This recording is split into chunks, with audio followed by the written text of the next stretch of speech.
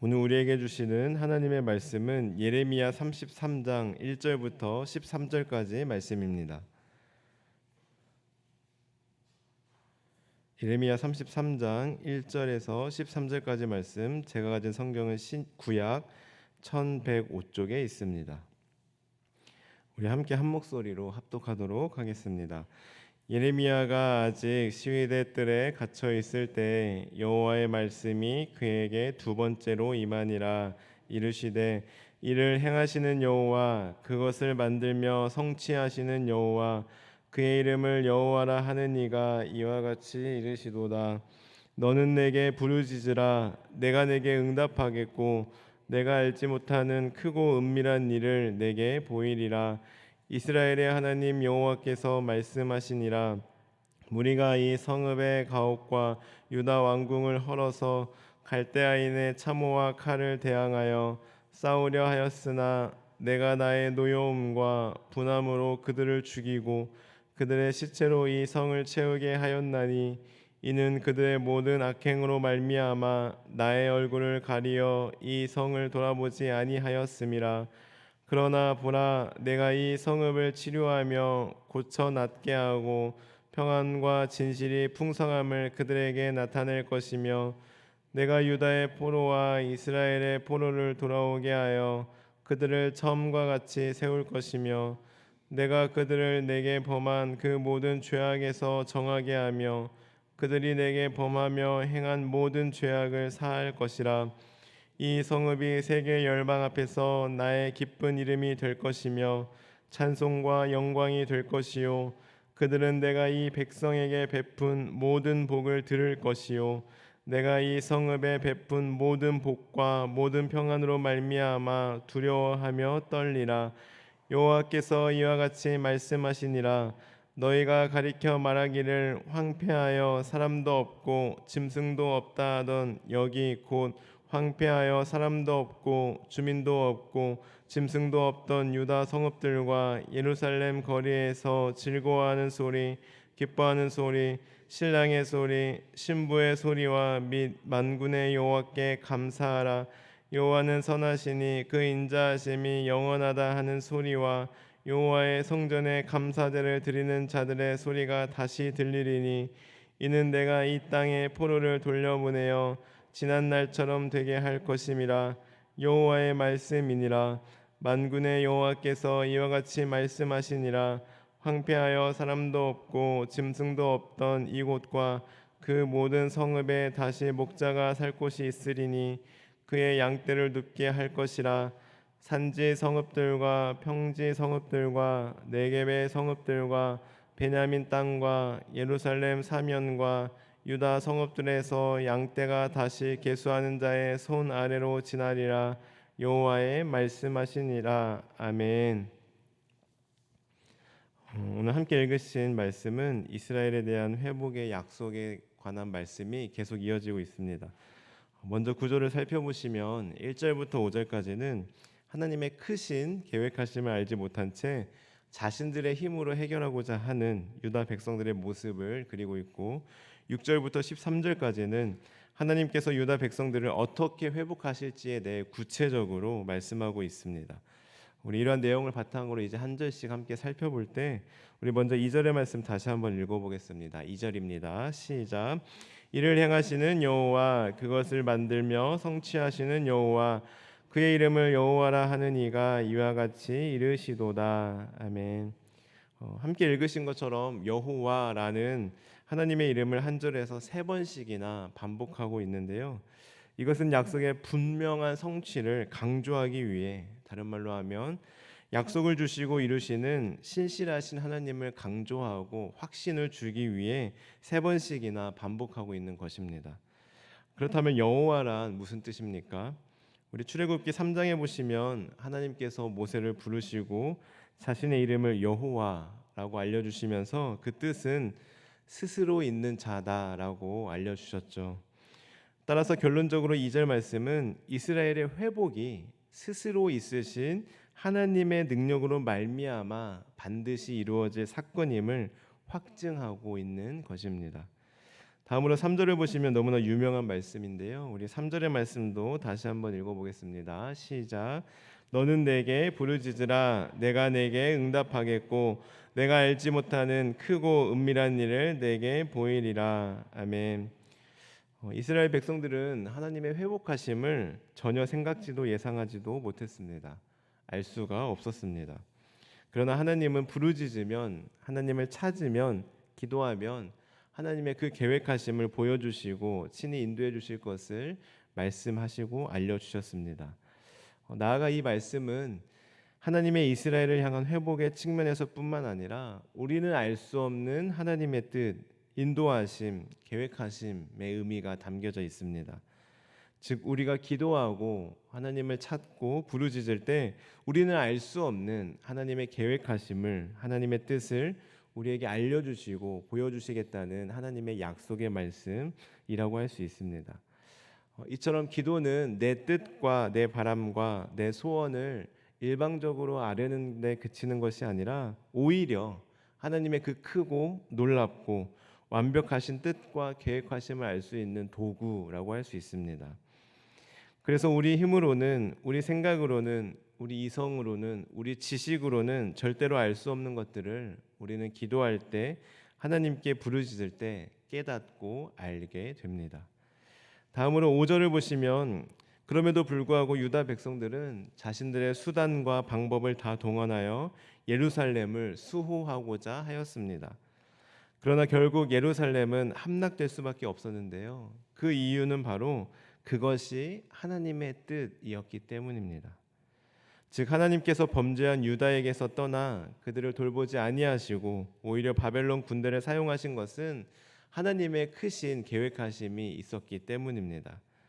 그러나 이스라엘 백성들은 하나님의 그 뜻과 계획하심을 알지 못했던 것이죠. 왜냐하면 하나님을 찾지 않았고 하나님께 부르짖지 않았기 때문입니다.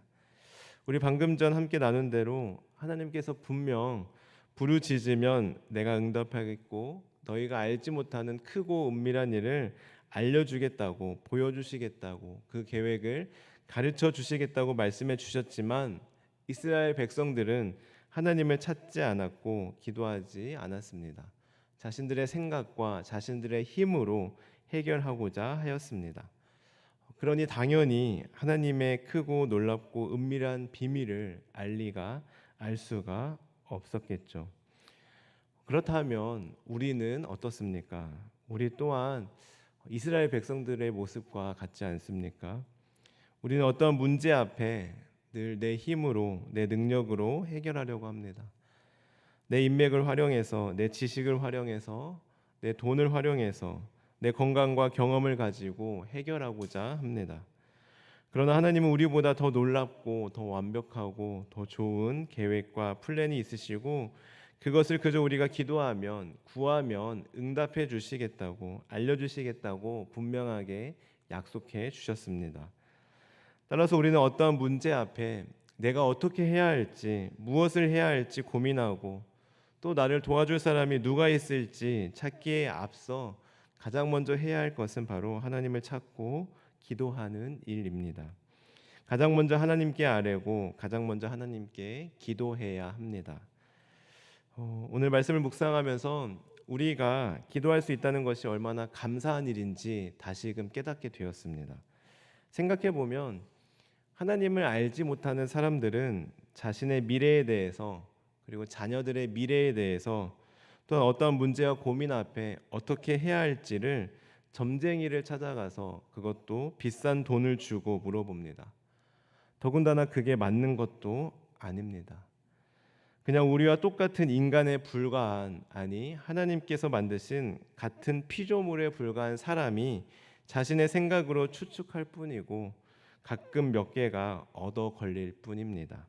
그런데도 불구하고 그 중요한 일을 앞두고 점쟁이에게 물어보고 점쟁이에게 미래를 맡기니 얼마나 어리석고 안타깝습니까? 그러나 우리들은 이 세상 만사를 창조하시고 역사를 주관하시며 나의 삶의 방향과 계획을 미리 알고 계시는 전능하신 하나님께 얼마든지 언제든지 어디서든지 기도함으로 여쭤보고 기도함으로 알 수 있기에 기도만 하면 알려주신다고 분명히 약속하셨기에 이 얼마나 감사한 일입니까? 사랑하는 성도 여러분, 점쟁이는 우리를 돈벌이 수단으로만 보지만 하나님은 우리를 사랑하는 자녀로 바라보십니다. 하나님은 우리가 헌금을 내고 기도해야 알려주시고 응답해 주시는 분이 아니십니다. 오히려 하나님은 우리에게 크고 은밀한 일, 놀라운 하나님의 계획을 하나라도 더 알려주고 싶어 하십니다.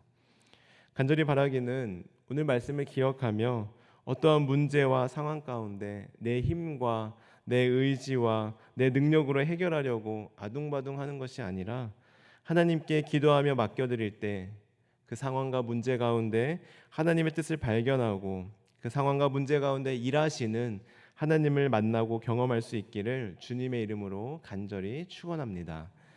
계속해서 말씀을 보실 때 6절부터 분위기가 반전되는 것을 보게 되는데요. 우리 6절의 말씀도 함께 읽어볼까요? 6절입니다. 시작. 그러나 보라, 내가 이 성읍을 치료하며 고쳐 낫게 하고 평안과 진실이 풍성함을 그들에게 나타낼 것이며. 아멘.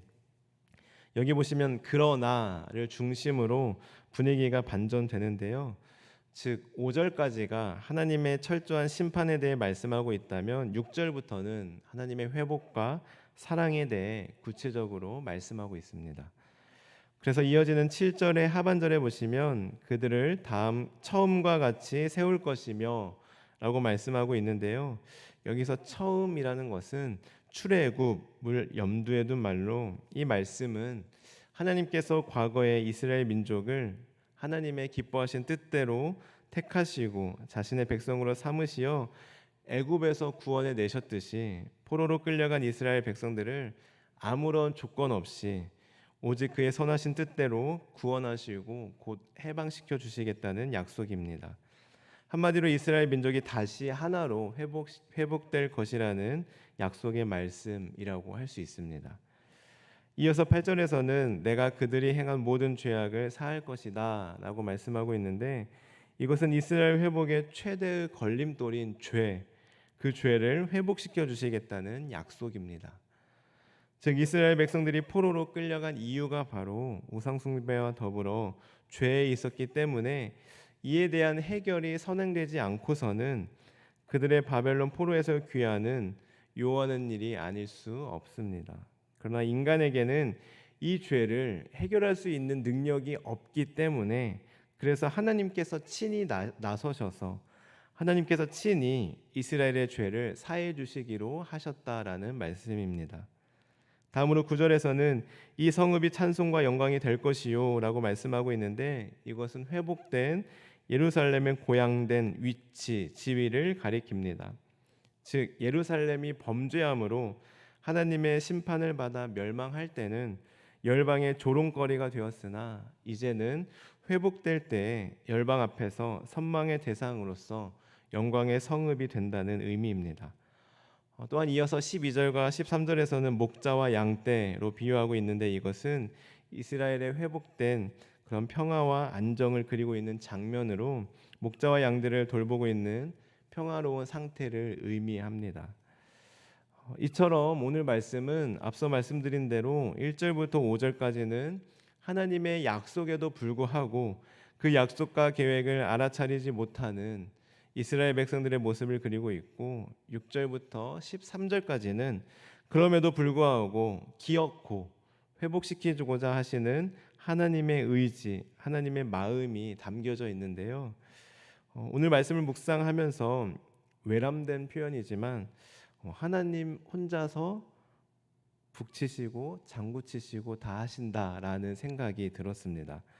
예레미야 말씀을 쭉 보시면 아시겠지만 하나님께서 범죄한 이스라엘 백성들을 향하여 심판하셨다가 또 타이르셨다가 또 결국에는 회복시켜 주시겠다고 약속하십니다. 지난주에도 말씀드렸지만 마치 하나님 혼자서 아쉬워서 안달나신 것처럼 보입니다. 왜 그런 걸까요? 앞서 말씀드렸듯이 하나님께서 우리를 더 사랑하시기 때문입니다. 지난 금요일에 하나님께서 우리를 더 사랑하시기 때문에 하나님이 더 아쉬워하신다라고 말씀드린 것처럼 마찬가지로 하나님께서 우리를 더 사랑하시기 때문에 때로는 우리를 혼내키시기도 하시고 우리를 위로하기도 하시고 우리를 회복시키기도 하시고 그렇게 하나님 혼자서 북치시고 장구치시고 다 하시는 것처럼 느껴지는 것입니다. 한마디로 우리의 어떠함에 상관없이 하나님은 이미 회복을 결정해 놓으신 겁니다. 왜냐하면 앞서 말씀드린 대로 하나님은 우리를 더 사랑하시고 또한 10절과 11절에 기록된 대로 하나님은 선하시고 인자하신 하나님이시기 때문입니다. 사랑하는 성도 여러분, 오늘 말씀을 기억하며 선하시고 인자하신 하나님께서 우리를 얼마나 사랑하시는지, 우리를 회복시켜 주시고자 얼마나 애쓰시고 계시는지 그 하나님의 간절한 마음, 신실한 사랑을 깨닫는 복된 하루 되시길 주님의 이름으로 간절히 축원합니다. 기도하시겠습니다. 하나님 감사합니다. 우리가 무엇이간데 우리를 하나님의 자녀 삼아 주시고 늘 한결같이 우리를 사랑해 주심에 진심으로 감사드립니다. 선하시고 인자하신 하나님, 저희들 하나님의 그 애틋한 마음과 사랑을 늘 느끼게 하시고 저희들도 하나님께 매일 기도하고 부르짖음으로 하나님의 그 마음과 놀라운 계획을 깨달아 알아가는 복된 시간들 되게 하옵소서.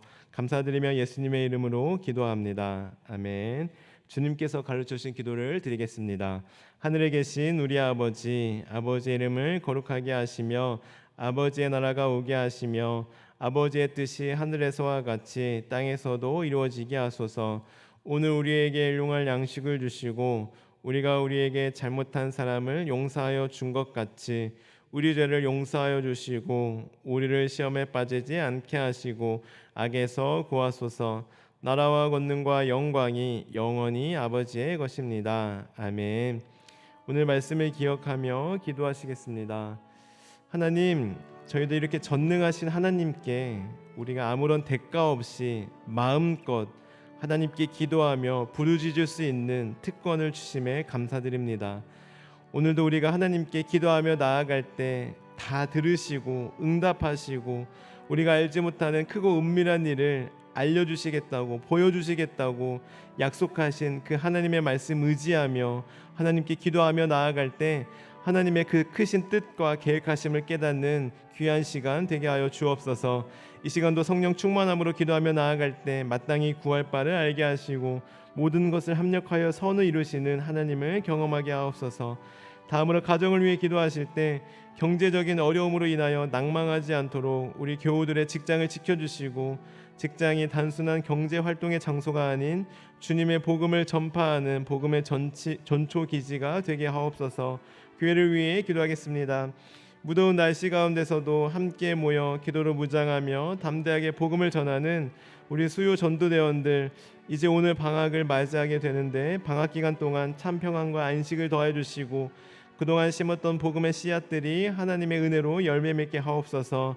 또한 휴가 중이신 담임 목사님 참 평안과 재충전의 시간이 되게 하시며 가정의 대소사 가운데 성령님께서 세밀하게 간섭하여 주시고 역사하여 주옵소서. 오늘 저녁 수요 기도회를 기대하는 마음으로 준비하게 하시며 성령으로 충만한 집회가 되게 하옵소서. 또 오늘은 아동부 여름 성경학교를 위해 기도하며 나아가겠습니다. 여름 성경학교를 통해 우리 아동부 아이들이 은혜를 경험하며 용기 있는 믿음의 사람으로 변화되어 세상 속에 당당히 믿음으로 갖고 나아가게 하옵소서. 사회를 위하여서는 소외된 자들과 약자들이 꿈과 소망을 마음껏 품을 수 있는 우리나라 대한민국이 되게 하옵소서. 나아가 우리 모든 환우들을 위해 우리의 기도가 필요한 분들을 위해 그리고 개인적인 기도 제목을 놓고 기도하며 나아가겠습니다. 기도하시겠습니다. 하나님 감사합니다. 저희도 오늘도 이렇게 아무런